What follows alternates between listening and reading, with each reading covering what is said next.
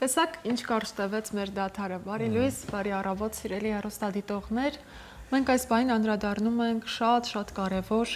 մի գործունեության, 2020 թվականին հիմնադրված հայորդի բարեգործական հիմնադրամը կարևոր առաքելություն է ստանձնել աջակցել հայրենիքի պաշտպանության համար կյանքը զոհաբերած, անհետ կորած և առողջական խնդիրներ ստացած հերոսների ընտանիքների երեխաներին։ Տարիների ընթացքում հիմնադրամը ոչ միայն նյութական, այլ նաև կրթական, մշակութային և հոգեբանական աջակցություն բազմաթիվ ծրագրեր էր իրականացրել, ստեղծելով երեխաների զարգացման, ինքնադրսևորման և նոր հնարավորությունների հարթակներ։ Եվ բացի այս ամենը, նաև այս տարիների ընթացքում հայորդի ճամբարը դարձել է այն վայրը, որտեղ երեխաները մի պահ կտրվում են առօրյա հոգսերից և ապրում են ինչպես իրենց հասակակիցները։ Հայորդի ճամբարի հիմնադրամի գործունեության ձեռքբերումների, իրականացվող ծրագրերի և ապագա նախաձեռնությունների մասին սիրով կզրուցենք մեր հյուրի հետ։ Իհարկե, սիրով եւ տաղավարում է հայորդի բարեգործական հիմնադրամի հիմնադիր Վաչե Վարդանյանը։ Բարի առավոտ։ Բարի առավոտ, շնորհակալ ենք հյուրընկալվելու համար, Վաչե։ Նախ մի փոքր հետ գնանք եւ խոսենք այն ամենի մասին, թե ինչպես ընդհանրապես ստեղծվեց հայորդին եւ ինչպես էր գաղափարը, ինչպես է ծնվել գաղափարը ստեղծել։ Հայորդին ստեղծվեց 44-օրյա պատերազմից հետո, քանի որ կային շատ զոհեր, կային մի շարք սոցիալական խնդիրներ, ի սկզբանե նախաձեռնություն էր ինքը եւ գնալով մեծացավ եւ դարձավ հիմնադրամ, այս պահին Հայաստանում գործող միակ եւ ամենամեծ հիմնադրամն է, որը որ զբաղվում է կոնկրետ զոհված անձանց երեխաների, կանանց, մայրերի ամենատարբեր խնդիրներով, սոցիալական աջակցություն, մշակութային ծրագրեր, կրթական, շատ են ծրագրերը եւ մի շարք ուղղություններով փորձում ենք աշխատել։ Եվ մենք իհարկե շնորհակալ ենք ձեզ այս նվիրվածության համար, այս առաքելության համար, որը իսկապես շատ կարևոր է յուրաքանչյուր հայի համար, հայը պետք է աջակից լինի մյուս հային, մանավանդ եթե նրանք գտնվում են ծանր վիճակում, նրանք մեր հայրենակիցներն են եւ այս պահին իսկապես դուք հանձն եք առնել այս առաքելությունը, այն էլ մանավանդ ճամբարն եք նաեւ հիմնադրել փոքրիկներին էլ առավել ոգևորելու եւ առօրյայից կտրելու համար հոգեբանական, մշակութային աջակցություն։ Խնդրեմ մի փոքր անդրադառնանք այս բոլոր կետերին ու հասկանանք թե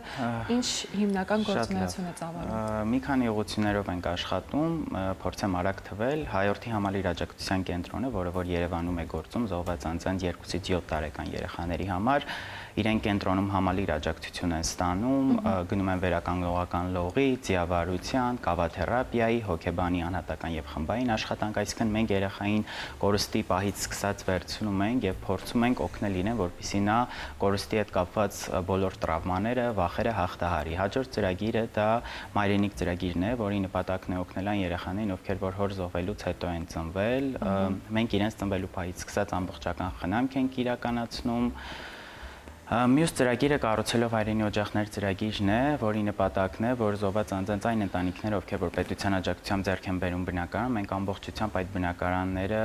կահավորում ենք, որոշ դեպքերում նաև վերանորոգում ենք,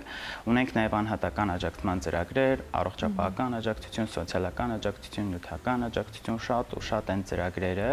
եւ իհարկե այդ ծրագրերից ամենամեծը հայորդի ճամբարն է, որը որ այս տարի արդեն 6-րդ տարին է, որ տեղի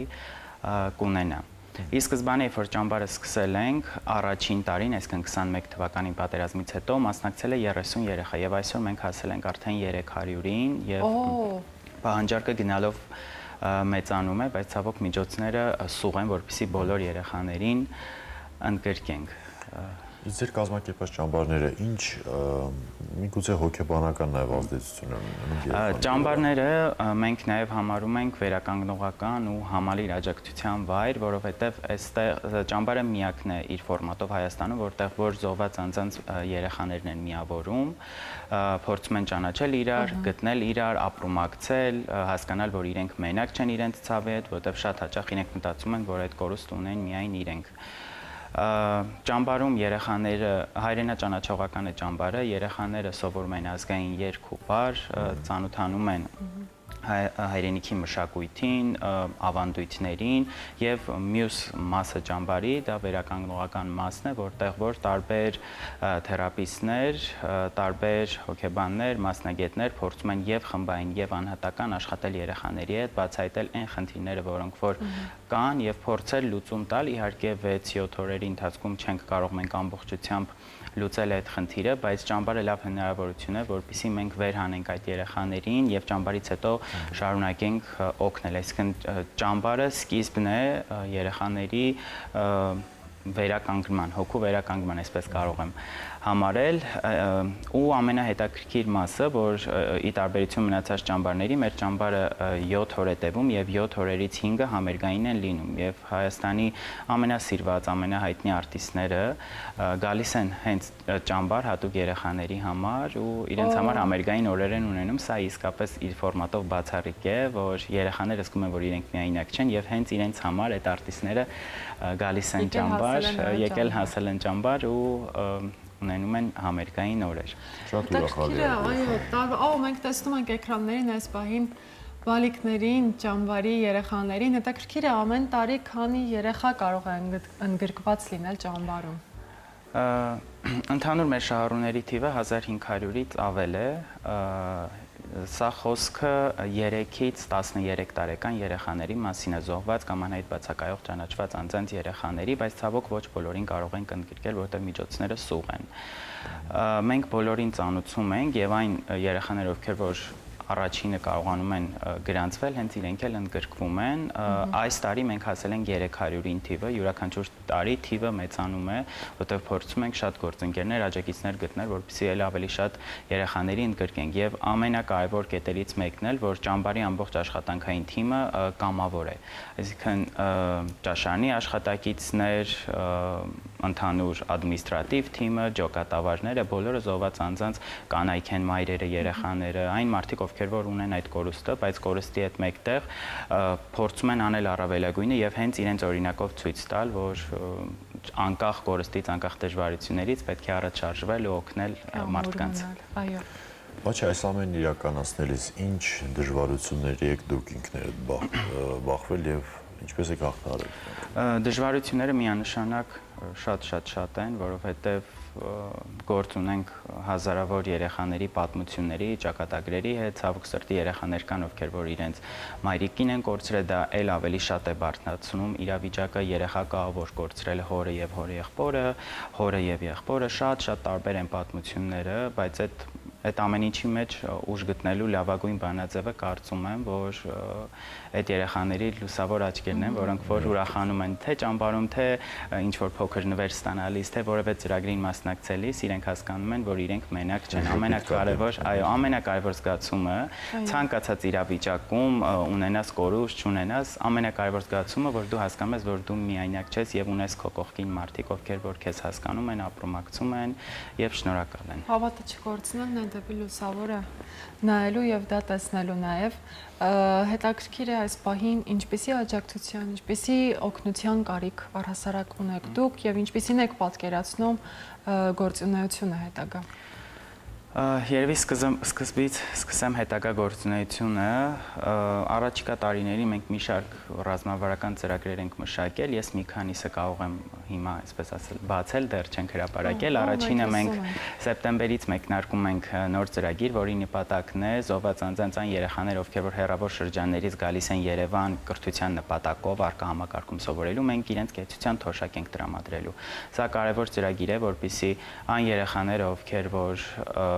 ունեն մի շարք սոցիալական խնդիրներ, հոր կորուստ եւ դրա հետ մեկտեղ իրենք հիմնականում ասում են, դե չէ կմնամ գյուղում, մայրիկին կօգնեմ, այս ծրագիրը մաքսիմալ այնպես ենք մշակել, որպեսզի մոտիվացնի երեխաներին եւ իրենք ստանան կրթություն, որտեղ անկախ ամեն ինչից կրթությունը ամենակարևոր հիմքն է առաջ շարժվելու, որպես հայ, որպես քաղաքացի ձևավորվելու։ Երկրորդ ծրագիրը, որը որ եւս սեպտեմբերին ենք մեկնարկելու, զոհված անձանց այն մայրերը, ովքեր որ իրենց որդիներին կորցրել են եւ հետո որոշում են կայացնում երեխա ունենալու, մենք իրենց այդ process-ում, որ հատվածը որ պետությունը չի փակելու, մենք այդ մասը օգնելու ենք եւ նաեւ ծնունդի պահից սկսած մինչեւ 2 տարեկան փորձելու ենք անհրաժեշտ բոլոր պարագաներով ապահովել երեխաներին։ Ինչի կարիք ունենք, այս պահին մենք արդեն մոտավոր 10 օրից ավել է դրամահավաքը ճամբարի մեկնարկել ենք, ընդհանուր պետք է հավաքենք 15 միլիոն դրամ, սա գուցե թվում է, որ մեծ գումար է, բայց եթե այն բաժանում ենք 300 հոգու, գալիս է մեկ երեխան 50,000 դրամ, որը որ բավականին փոքր թիվ է, մեկ շաբաթ երեխայի հագեցած առօրյան կազմակերպելու համար, ընդ որում թիմի մեծ մասը կամավոր է, մի շարք աշխատանքներ, այսինքն մենք մեր ընկերների ու կամավոր ուժի շնորհիվ ենք իրականացում եւ դրա համար է այդ գումարը այդքան փոքր։ Այս պահին մոտավոր 2 միլիոն դրամն ենք հավաքել եւ դեռ 13 միլիոն դրամ պետք է հավաքենք, ունենք մոտավոր կարծեմ 26 կամ 27 օր եւ ես հույս ունեմ, որ կկարողանանք հավաքել։ Այս պահին հենց կարող եք նաեւ դիմել մեր հեռուստադիտողներին, գուցե նրանց մեջ լինեն մարդիկ, գտնվեն մարդիկ, ովքեր որ ցանկանում են առհասարակ օգնել, թե ֆինանսապես, թե որպես ընկերություն, թե որպես գործընկեր միանալ կամ ճամբարում կամավոր որևէ կերպ միանալ, որովհետև մենք ճամբարում 7 օր 100 երեխային պահելով 3 փուլ է տևում, ունենում ենք մի շարք ակտիվիտիներ ու շատ իհարկե հայրենակիցների, տարբեր մասնագետների օգնության կարիք ունենք, որպեսզի էլ ավելի հագեցած դարձնել մեր ծրագիրը, այսինքն հայորդի ճամբարին կարող են միանալ առաջին հերթին ֆինանսապես նվիրատվություններ կատարելով, եթե կա որևէ ընկերություն, որևէ բիզնես ընկերության անունից նվիրատվություն կատարելով եւ երրորդ տարբերակը, որ եթե կա որևէ ընկերություն, խումբ, նախաձեռնություն, որը որ ուզում է ճամբարում որևէ բան նախաձեռնել, մենք որևէ սահմանափակումներ չունենք, ազատ ենք եւ կարող ենք կամուրջ հանդիսանալ, որպեսզի իրենց գիտելիքը փոխանցվի այն երեխաներին, ովքեր որ ունեն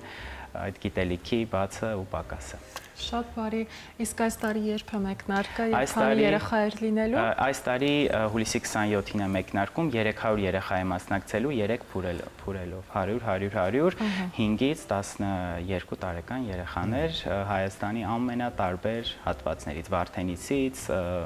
Դիլիջանից, Իջևանից։ Եվ որտեղ է հենց ճամբարը, Երևանում է, ճամբարը Հանքավանում է։ Հանքավանում է։ Հրաշքնություն, արդեն հասկանալի։ Շատ։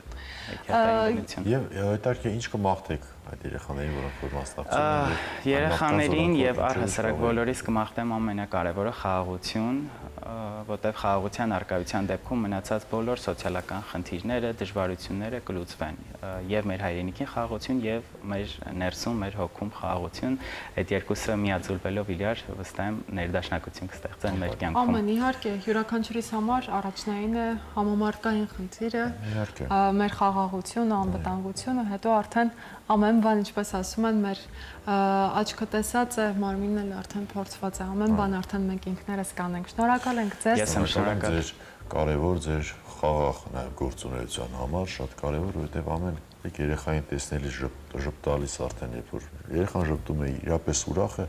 դա կարծեմ արդեն երջանկության գրավականներից մեկն է նաև դա։ Ես եմ շնորհակալ, որ մշտապես լուսաբանում եք, ապրոմակցում եք եւ ձեր մասով փորձում եք անել առավելագույնը, որպեսզի աջակցեք հայրենիքին։ Շնորհակալ ենք նաև ձեզ, որ օրը մեզ հետ սկսեցիք։ Ձեզ լավ օր ենք մաղթում, սիրով կսպասենք։